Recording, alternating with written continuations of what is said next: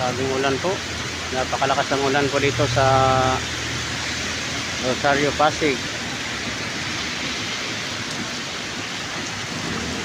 Ayan, kung nakikita niyo po, nakasilong na ako dito sa tabi.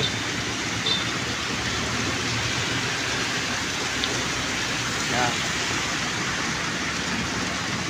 Ang dilim ng langit.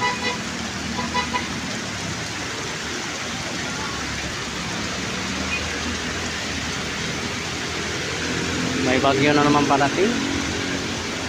Sabi nila ay nakaalis na ang bagyo, ngayon bumalik daw. Kasi hindi nakapagpaalam sa Pilipinas, kaya ngayon bumalik po ang bagyo.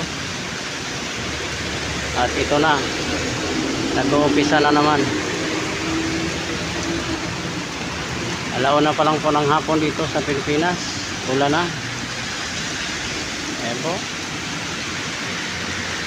Napakalakas po, napakadilim. Buti lang maraming puno dito. Napakaraming puno. Yan. Kaya tinatawag to na Pasig Green kasi maraming puno sa tabi-tabi. At nagre-green ang gilid. Bawat kaya po.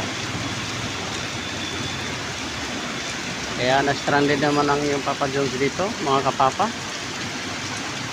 Salamat po sa walang sawang suporta sa aking channel, Papa Jones Vlog, mga kapapa. Yung hindi pa po nakapag-subscribe sa aking channel, please subscribe, like, share, and comment. Maraming salamat po. Malapit na tayo mag 9K. Thank you so much sa lahat ng suporta niyo, mga lalag.